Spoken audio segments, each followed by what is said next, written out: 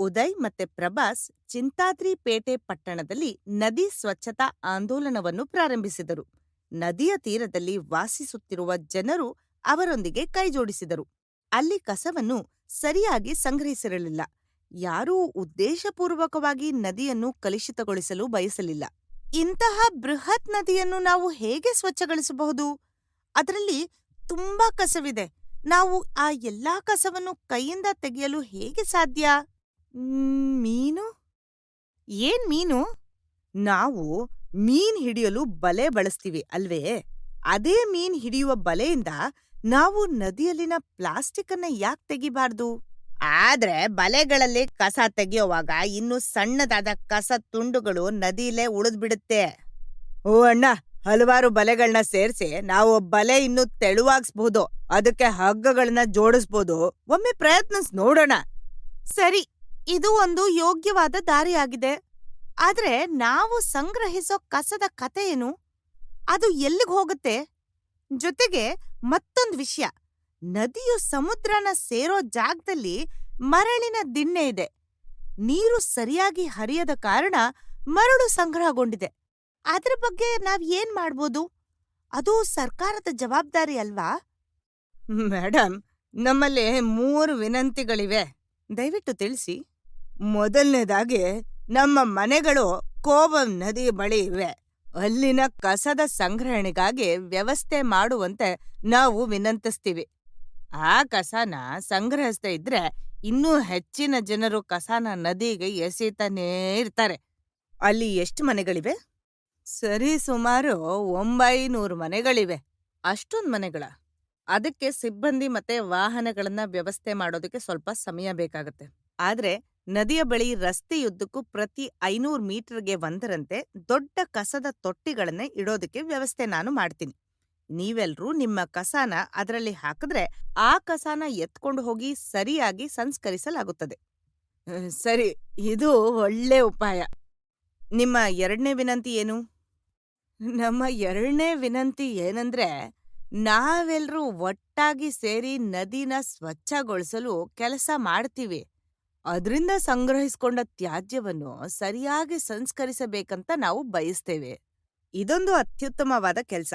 ನೀವು ಸ್ವಚ್ಛಗೊಳಿಸಲು ಪ್ರಾರಂಭಿಸಿ. ನಾವು ಹತ್ತಿರದಲ್ಲೇ 2 ಕಸದ ಟ್ರಕ್ಗಳನ್ನ ನಿಲ್ಲಿಸ್ತೀವಿ. ಅವು ತುಂಬಿದ ನಂತರ ನಾವು ಖಾಲಿಯಾದ ಟ್ರಕ್ಗಳನ್ನ ಕಳಿಸ್ತೇವೆ. ಅಂದ್ಹಾಗೆ ನೀವು ಈ ಸ್ವಚ್ಛಗೊಳಿಸುವ ಕಾರ್ಯಕ್ರಮನ ಒಂದ್ ಬಾರಿ ಮಾತ್ರ ಮಾಡೋದಕ್ಕೆ ಯೋಚಿಸ್ತಿದ್ದೀರಾ? ನಾವು ಅದ್ರ ಬಗ್ಗೆ ಯೋಚಿಸಿರ್ಲಿಲ್ಲ. ಸದ್ಯಕ್ ಮಾತ್ರ ಮಾಡೋದಕ್ಕೆ ನಿರ್ಧರಿಸಿದೀವಿ. ಹಾಗೂ ನಿಮ್ಮ 3ನೇ ವಿನಂತಿ ಏನು? 3ನೇ ವಿನಂತಿ ಅಂದ್ರೆ, ನದಿಯು ಸಮುದ್ರನ ಸೇರುವ ಜಾಗದಲ್ಲಿ ಮರಳು ಸಂಗ್ರಹಗೊಂಡಿದೆ. ಇದರಿಂದಾಗಿ ನೀರು ಹರಿದೇ ನಿಲ್ಲುತ್ತೆ ಅನ್ನೋದನ್ನ ನಾವು ಗಮನಿಸಿದೀವಿ.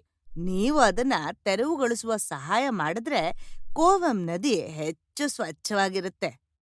ನಾವು ಈ ಹೂಳವನ್ನು ಎತ್ತಲು ಹಲವಾರು ಬಾರಿ ಪ್ರಯತ್ನಿಸಿದ್ದೀವಿ. ಅದು ದುಬಾರಿಯಾದ ಪ್ರಕ್ರಿಯೆ. ಹೂಳೆತ್ತುವ ಯಂತ್ರ ಕೋಲ್ಕತ್ತಾದಿಂದ ಬರುತ್ತೆ. ಅದನ್ನ ಆಗಾಗ್ಗೆ ಯಾವಾಗ ಮತ್ತೆ ನಿಖರವಾದ ಯಾವ ಜಾಗದಲ್ಲಿ ಮಾಡಬೇಕು ಅನ್ನೋದ್ರ ಬಗ್ಗೆ ನಮಗೆ ಗೊತ್ತಿಲ್ಲ. ನಾವು ಸ್ಥಳೀಯ ಮೀನುಗಾರರನ್ನ ಸಹ ಕೇಳಿದೀವಿ. ಆದ್ರೆ ಅವರಲ್ಲೂ ಯಾವ್ದು ಮಾಹಿತಿ ಇಲ್ಲ. ಉದಯ್ ತನ್ನ ಡೈರಿಯಲ್ಲಿ ಹೆಚ್ಚಿನ ಟಿಪ್ಪಣಿಗಳನ್ನು ಬರೆದುಕೊಂಡ. ವಿಶೇಷವಾಗಿ ಬೇರೆ ಸ್ಥಳಗಳಿಂದ ತಂತ್ರಜ್ಞಾನದ ಬಳಕೆ ಬಗ್ಗೆ ಬರೆದುಕೊಂಡ. ಇತರ ಸ್ಥಳಗಳಲ್ಲಿ ಜನರು ತಂತ್ರಜ್ಞಾನನ ವ್ಯಾಪಕವಾಗಿ ಬಳಸ್ತಾರೆ. ಉದಯ್ ತನ್ನ ಡೈರಿಯಲ್ಲಿನ ಟಿಪ್ಪಣಿಗಳನ್ನು ಪರಿಶೀಲಿಸುತ್ತಿರುವಾಗ ಹೆಚ್ಚು ಗೊಂದಲಕ್ಕೆ ಒಳಗಾದ. ತಕ್ಷಣವೇ ಮಾಯಾ ಪ್ರತ್ಯಕ್ಷಳಾದಳು. ಉದಯ್, ನನ್ನ ನೆನಪಾಯ್ತಾ? ಹೌದು ಮಾಯಾ, ಖಂಡಿತವಾಗಿಯೂ ನೀನು ನನ್ಗೆ ನೆನ್ಪಾದೆ. ಸರಿ ಉದಯ್, ನೀನು ಕೆಲವು ಸಮಸ್ಯೆಗಳನ್ನ ಎದುರಿಸ್ತಿರುವುದನ್ನು ನಾನು ಗಮನಿಸ್ದೆ. ಆ ವಿಷಯಗಳನ್ನ ವಿಂಗಡಿಸಲು ನಾನು ನಿನಗೆ ಸಹಾಯ ಮಾಡ್ತೀನಿ. ನಾನ್ ನೋಡಿದ ಈ ಎಲ್ಲಾ ಸಮಸ್ಯೆಗಳು ಮತ್ತೆ ಪರಿಹಾರಗಳು ಕುರಿತು ಯಾವ ರೀತಿ ಕೆಲಸ ಮಾಡ್ಬೇಕು ಅನ್ನೋದನ್ನ ನಾನು ಕಂಡುಕೊಳ್ಳೋದು ಹೇಗೆ? ಹಲವಾರು ಸಾಧ್ಯತೆಗಳು ಮತ್ತು ಸಮಸ್ಯೆಗಳಿವೆ. ನಾನು ದಿಗ್ಭ್ರಮೆಗೊಂಡಿದ್ದೀನಿ. ಚಿಂತಿಸ್ಬೇಡ ಉದಯ್. ಪ್ರತಿ ಪರಿಹಾರದ ಮೌಲ್ಯಮಾಪನೆ ಮಾಡಲು ನಾವು ಪಟ್ಟಿಯೊಂದನ್ನು ರಚಿಸೋಣ. ವಾವ್ ಮಾಯಾ, ನೀನು ನನ್ನ ಗೊಂದಲನ ಪರಿಹರಿಸ್ದೆ. ಈಗ ಹೇಳು, ನನಗೆ ನೀನು ಕೊಡಲಿರುವ ಉಡುಗೊರೆ ಏನು? ಅಯ್ಯೋ, ನಾನು ಅದನ್ನ ಮರ್ತೇ ಹೋಗಿದ್ದೆ. ಈಗ ನೀನ್ ಹೋಗು. ಮುಂದಿನ ಬಾರಿ ಮರೀದೇನೆ ಉಡುಗೊರೆ ತಗೊಂಬರ್ತೀನಿ. ಮಾಯಾ, ವಿಷಯಗಳನ್ನ ಸರಿಯಾಗಿ ಅರ್ಥ ಮಾಡಿಕೊಳ್ಳಲು ನನಗೆ ಸಹಾಯ ಮಾಡಿದ್ದಕ್ಕೆ ಧನ್ಯವಾದಗಳು. ಅದನ್ನು ಸ್ವಾಗತಿಸ್ತೀನಿ ಉದಯ್. ಈಗ ಪ್ರತಿ ಪರಿಹಾರವನ್ನು ಈ ಪರಿಶೀಲನಾ ಪಟ್ಟಿಯೊಂದಿಗೆ ಪರಿಶೀಲಿಸಲು ಮರೆಯಬೇಡ. ಮರುದಿನ ಉದಯ್ ಇಡೀ ಸಮುದಾಯವನ್ನು ಒಟ್ಟುಗೂಡಿಸಿ ಒಂದು ಯೋಜನೆಯನ್ನು ಪ್ರಾಪ್ತಿಸಿದ. ಅವರೆಲ್ಲರೂ ಕ್ರಮವನ್ನು ತೆಗೆದುಕೊಳ್ಳಲು ನಿರ್ಧರಿಸಿದರು. ಕೇವಲ 3 ದಿನಗಳಲ್ಲಿ ಉದಯ್ ಮತ್ತೆ ಪ್ರಭಾಸ್ ತಮ್ಮ ಕೋವಂ ಬಚಾವ್ ಸೋಷಿಯಲ್ ಮೀಡಿಯಾ ಪೇಜ್ ಮೂಲಕ 1.5 ಲಕ್ಷ ರೂಪಾಯಿಗಳನ್ನು ಸಂಗ್ರಹಿಸಲು ಯಶಸ್ವಿಯಾದರು. ನಾವು ಡ್ರೋನ್ನ ಆರ್ಡರ್ ಮಾಡಿದ್ದೀವಿ. ಡ್ರೋನ್? ಅದು ನಮ್ಗ್ಯಾಕ್ಬೇಕು? ಕೋವಂ ನದಿ ಸುಮಾರು 70 ಕಿಲೋಮೀಟರ್ ಉದ್ದ ಇದೆ. ಡ್ರೋನ್ ನದಿಯ ಮೇಲೆ ಹಾರಾಡುತ್ತಾ ಮೇಲಿನಿಂದ ವಿಡಿಯೋಗಳನ್ನ ಸೆರೆಹಿಡಿಯುತ್ತೆ. ಪ್ರತಿದಿನ ಸುಮಾರು 10 ಕಿಲೋಮೀಟರ್ ದೂರ ಕ್ರಮಿಸುತ್ತದೆ. ಇದರ ಮೂಲಕ ನಾವು ವಾರಕ್ಕೊಮ್ಮೆ ನದಿಯ ಸ್ಥಿತಿಯನ್ನು ಮೇಲ್ವಿಚಾರಣೆ ಮಾಡಬಹುದು. ಎಲ್ಲಿಯಾದರೂ ಮರಳು ಸಂಗ್ರಹವಾಗಿದ್ದರೆ ಅಥವಾ ನದಿ ಮಲಿನಗೊಂಡಿದ್ದರೆ ನಮಗೆ ತಿಳಿಯುತ್ತೆ. ಆದ್ರೆ ಡ್ರೋನ್ಗಳು ದುಬಾರಿ ಆಗ್ಬೋದು. ಅದನ್ನ ಯಾರು ನಿರ್ವಹಿಸ್ತಾರೆ?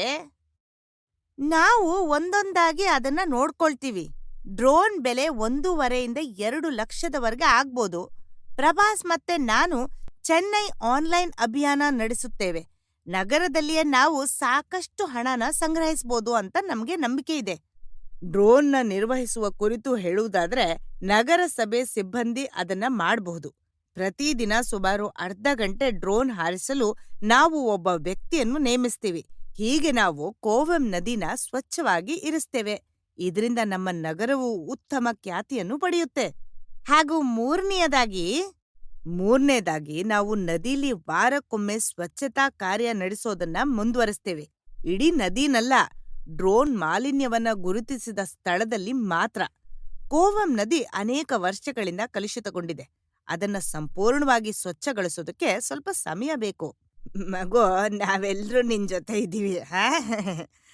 ನಗರಸಭೆಯ ಕಚೇರಿಯಲ್ಲಿನ ಮೇಡಂ ಕೂಡ ಸಂತೋಷಪಟ್ಟರು. ಡ್ರೋನ್ ಅನ್ನ ನಿರ್ವಹಿಸಲು ತಕ್ಷಣವೇ ಸಿಬ್ಬಂದಿಯನ್ನು ನಿಯೋಜಿಸಿದರು. ಪ್ರಗತಿಯ ಬಗ್ಗೆ ಜನರಿಗೆ ಮಾಹಿತಿ ನೀಡಲು ನಗರಸಭೆಯ ಸೋಷಿಯಲ್ ಮೀಡಿಯಾ ಪೇಜ್ಗಳಲ್ಲಿ ಪ್ರತಿದಿನ ವಿಡಿಯೋಗಳನ್ನು ಪೋಸ್ಟ್ ಮಾಡಲಾಗುವುದು ಎಂದು ತಿಳಿಸಿದರು. ದಕ್ಷಿಣ ಭಾರತದ ಸುಗ್ಗಿಯ ಹಬ್ಬವಾದ ಪೊಂಗಲ್ಗೆ 10 ದಿನಗಳು ಉಳಿದಿದ್ದವು. ಪ್ರತಿಯೊಬ್ಬರೂ ಆ ದಿನ ಹೊಸದೊಂದು ಕೆಲಸವನ್ನು ಪ್ರಾರಂಭಿಸಲು ನಿರ್ಧರಿಸಿದರು. ಉದಯ್ ಮತ್ತೆ ಪ್ರಭಾಸ್ ತಾವು ತೆರೆದ save Cooum river social media page ಮೂಲಕ ಕೇವಲ 3 ದಿನಗಳಲ್ಲಿ ಡ್ರೋನ್ಗೆ 1.5 ಲಕ್ಷ ರೂಪಾಯಿಗಳನ್ನು ಸಂಗ್ರಹಿಸಿದರು. ಪೊಂಗಲ್ ದಿನದಂದು ಇಡೀ ಗ್ರಾಮ ಅಲಂಕಾರಗೊಂಡಿತು. ವರ್ಣರಂಜಿತ ರಂಗೋಲಿಗಳು ಬೀದಿಗಳನ್ನು ಅಲಂಕರಿಸಿದವು. ಅದರೊಂದಿಗೆ ನದಿಯನ್ನು ಸ್ವಚ್ಛಗೊಳಿಸುವ ಸಲುವಾಗಿ ಸುಮಾರು 200 ಜನ ಒಗ್ಗೂಡಿದರು. ಅದೇ ದಿನ ಡ್ರೋನ್ ಸಹ ಬಂತು. ನದಿ ಸ್ವಚ್ಛಗೊಳಿಸುವ ಅದ್ಭುತ ಚಿತ್ರಗಳನ್ನು ಸೆರೆಹಿಡಿದರು. ಉದಯ್ ಹೂಳೆತ್ತುವ ಯಂತ್ರಗಳ ವ್ಯವಸ್ಥೆ ಮಾಡಿ ರಜೆ ಕಳೆದ ನಂತರ ಬರುವಂತೆ ಈಗಾಗಲೇ ವ್ಯವಸ್ಥೆ ಮಾಡಿದ್ದ. ಸ್ವಚ್ಛಗೊಳಿಸಿದ ನಂತರ ನದಿಯು ಸ್ವಲ್ಪ ಹೆಚ್ಚು ಮುಕ್ತವಾಗಿ ಹರಿಯುತ್ತಿರುವುದನ್ನು ಉದಯ್ ಗಮನಿಸಿದ. ನೀರಿನಲ್ಲಿ ಒಂದು ಹೂವು ತೇಲುತ್ತಾ ಬರುತ್ತಿತ್ತು. ಉದಯ್ ಅದನ್ನು ಹತ್ತಿರದಿಂದ ನೋಡಿದಾಗ ಅದು ಮಾಯಾ ಆಗಿ ಪರಿವರ್ತಿಸಿತು. ಮಾಯಾ, ಇದು ನೀನೇ? ಹೌದು, ನಾನೇ. ಹೇಗಿದ್ಯಾ? ನಾನು ಸಂತೋಷವಾಗಿದ್ದೀನಿ. ಅದು ನಿನಗೂ ತಿಳಿದಿದೆ. ನನಗ್ ಗೊತ್ತು, ಆದ್ರೆ ನಾನು ಅದನ್ನ ನಿನ್ನಿಂದ ಕೇಳೋಕ್ ಬಯಸ್ತೀನಿ. ಸರಿ, ಈಗ ಹೊರಡು. ನನಗೆ ಸಹಾಯ ಮಾಡಿದ್ದಕ್ಕಾಗಿ ಧನ್ಯವಾದಗಳು. ಮಾಯಾ, ನೀನು ಮಾಡಿದ ಎಲ್ಲಾ ಸಹಾಯಕ್ಕೂ ಧನ್ಯವಾದಗಳು. ಧನ್ಯವಾದಗಳಿಂದ ಯಾವುದನ್ನು ಬದಲಾಯಿಸುವುದಿಲ್ಲ. ಇದೋ ನನ್ನ ಉಡುಗೊರೆ. ಏನಿದು? ಇಗೋ, ಇದನ್ನ ಹಿಡ್ಕೋ. ಈಗ ನೀನು ಕ್ಲೈಮೇಟ್ ಸೂಪರ್ ಹೀರೋ. ಉದಯ ಮುಗುಳ್ನಕ್ಕ. ಆ ದಿನದಿಂದ ವಾರಕ್ಕೊಮ್ಮೆ ನದಿಯನ್ನು ಸ್ವಚ್ಛಗೊಳಿಸುವುದನ್ನು ಅಭ್ಯಾಸವನ್ನಾಗಿ ಮಾಡಿಕೊಂಡ. ಅವರ ಸೇವ್ ಕೋವಂ ಸೋಷಿಯಲ್ ಮೀಡಿಯಾ ಪೇಜ್ 80,000 ಅನುಯಾಯಿಗಳಿಂದ ಹೊಂದಿತು. ನದಿಯ ಸುಂದರವಾದ ಫೋಟೋಗಳನ್ನು ಪೋಸ್ಟ್ ಮಾಡುವ ಮೂಲಕ ಉದಯ್ ಬೇರೆ ಜನರನ್ನು ಪ್ರೇರೇಪಿಸಿದ. ನೀವು ಸಹ ನದಿಯಿಂದ ಸ್ಫೂರ್ತಿ ಪಡೆಯುತ್ತಿದ್ದೀರಿ. ಅವರ ಪ್ರಯತ್ನಗಳು ನದಿಯನ್ನ ಮಾತ್ರ ಪರಿವರ್ತಿಸದೆ ಹಲವಾರು ಜನರ ಹೃದಯಗಳಲ್ಲಿ ಸ್ಫೂರ್ತಿಯ ಅಲೆಯನ್ನು ಸೃಷ್ಟಿಸಿತು. ಇದನ್ನು ತಿಳಿದು ಉದಯ್ ಹೆಮ್ಮೆಯಿಂದ ಬೀಗಿದ.